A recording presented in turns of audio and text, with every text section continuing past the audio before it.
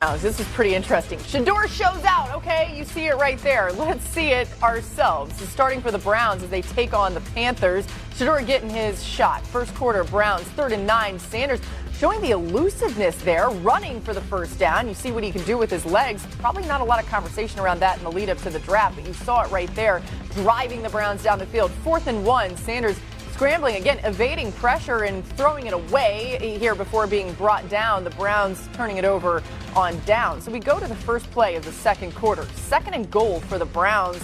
Off play action, Dan Sanders finds Caden Davis for the touchdown. Yeah, this is an aggressive throw. I mean, you're talking about on the move aggression and perfectly placed. And then Laura, you talked a little bit about the legs. I like that he gets out, hangs. That ball is essentially perfect. A sick one-handed catch, but just like showing off the ability to make some big-time throws. And then this is the throw that I'm super excited to break down in detail of how that did. You'll hear from Dan in a minute, but first, let's go to Shedeur after the game. I'm going to be honest, I wasn't nervous, so I didn't really have too much adrenaline. It was just getting comfortable. That's all it is. It's plenty games before, I was nervous, but I felt like I knew the answers to the test. So it's like when you feel unprepared, then, when you don't feel like you're ready for the moment. I know I'm ready for the moment. Did I play up to par? No, I don't feel like I did. But overall, the main goal was to win. And that's honestly what we did. Dan, what stood out to you when you look closer at Shedeur's tape? Yeah, one play, that second touchdown pass, and the three things that stand out are the ability to react, the ability to remain, and then the ability to rip the football. I want everyone to see it at full speed once again because there's a lot of elements attached to this that look like starting quarterback material, understanding it's the preseason, by Shedeur Sanders. Okay, so let's talk about the reaction. Shedeur is going to send the motion, and once the motion goes, coverage in the defense is going to change. And Shedeur actually wants to start with the football throwing to his left. You can see he's peeking this way because he wants to throw this outbreaking route to the tight end. Now, while he's peeking that way, he's going to see this unblocked, what feels like linebacker coming his way. So you have to react from that linebacker because you don't know if this back is actually going to get there for protection. Back does, okay? Good job by Marshall. But react away. Now, when you react away, he gets into this moment where do you remain a passer or not? There's a running lane, but that's not really his strength, right? So you can see Shedeur remaining a passer with his vision down the field. So react away, remain a passer. And I want everyone to remember, when he initially left, he was on that hash. Remember that landmark when he first starts to move. So you're remaining the passer, and then when you see the field, if you're Shedeur Sanders, and you see that first post goes that way, and that safety collapses, what it does is it leaves a vacancy there for you to throw that outside post if you want. So react, remain, and then rip the football to that open receiver. And this is what I love, the ball placement. Down in the red zone, we talk about two places to throw the ball. Face mask or higher, belt buckle or lower to protect the receiver and the throw. That's phenomenal by Shedeur Sanders. Now, I want to go back one quick moment.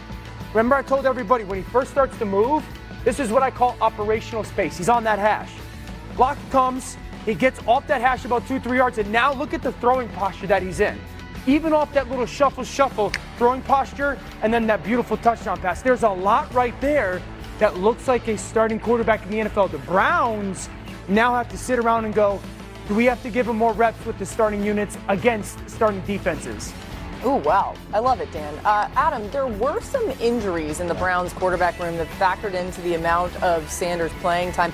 What's the status of those injuries? Both Kenny Pickett and Dylan Gabriel were back on the practice field this week. Both had hamstring tightness, some issues there. I think they know what time it is. They know it's time to go out and show that they can play this preseason, especially with Shedeur Sanders coming out and lighting it up the way that he did in this preseason opener. Both players on the practice field today. We'll see if they can get going here in the Browns' second preseason game. Yeah, that was the thing we wondered this whole time. Is like, how are they going to get the reps around to all these quarterbacks, give them enough opportunity? Oh, Let me break you out. Dylan Gabriel and Kenny Pickett feeling that pressure. Oh no, we got to get back out there. That pressure. All right, so they're feeling the pressure, but do you think Shedeur did enough to prove that he should be in consideration for the starting job, Swag?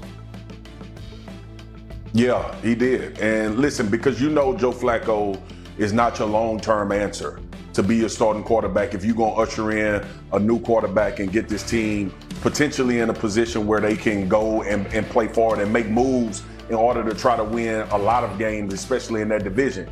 Here's the thing for me though, like the response of the kid is the best thing that happened in this game, right? We've been talking all offseason about he's not getting enough reps in practice, all of these things, set up to fail, all of that. I said Friday when I was on First Take, I said this is the perfect opportunity because Dan and Woody knows this. Injuries create space for you to perform. Yeah. It's an age-old tale in the NFL. And this is one of those other situations when you see in the preseason a guy goes down and the team finds out, oh, we got a player here. Now, it's a polarized position, and obviously we know about Shedeur Sanders. I played with a guy named Miles Austin in Dallas. Yeah. We would not have known how good he was at wide receiver had it not been for an injury. This happens so much in the offseason. He went and took full advantage of his opportunity.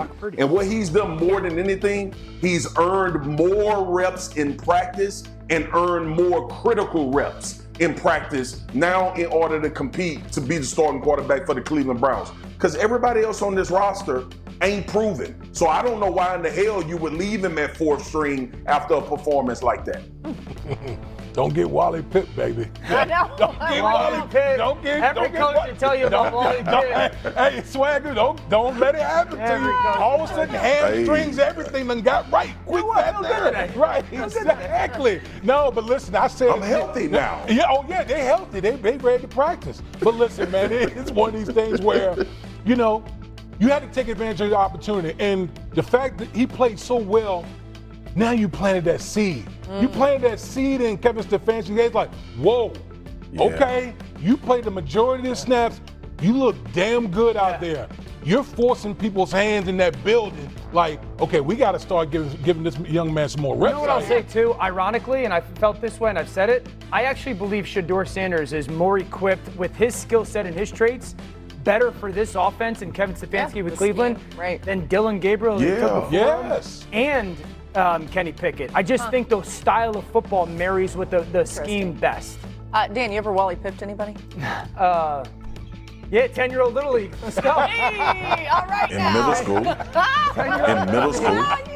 Translate over as the head coach of the Bears. You see some of that right there. Over the previous 3 seasons with Johnson as the offensive coordinator, Detroit had a top 3 offense in the NFL in scoring and yardage. Really impressive. The Bears, of course, ranked last in yards per game and yards per play. So a lot of improvement needed as we now welcome in Courtney Cronin, who covers all things Bears and all things NFL as well. So glad to have you with us in person. You have an article up on ESPN.com. It takes a deep dive into Caleb Williams and Ben Johnson, their relationship. It's really interesting. Go check it out. But what have you noticed about their dynamic so far in camp? It's really hands-on. And I think yesterday when starters weren't playing in the preseason game against Miami demonstrates that in a way that I haven't seen in covering an NFL team, where Ben Johnson takes Caleb Williams, 3 receivers, a tight end, and a running back and puts them through 70-plus plays, their routes on air, but an hour-long practice before the preseason game, before he has to go call the preseason game, which is not normal because usually that's either like your quarterback's coach, your offensive coordinator, QC guys putting you through that workout,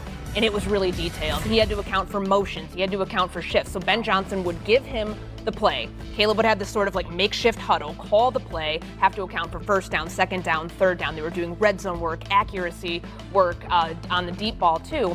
And that was to get him more comfortable with things that they've been repping in practice, because the emphasis here, give Caleb as much as you can throughout the preseason so he can become a master of all this. And like there's tangible things we've seen from Ben Johnson, whether he's telling Caleb, hey, if your headset goes out, have 2 to 3 plays in your back pocket so you're not in it, you don't want to burn a timeout in that moment, you don't want to panic in that moment.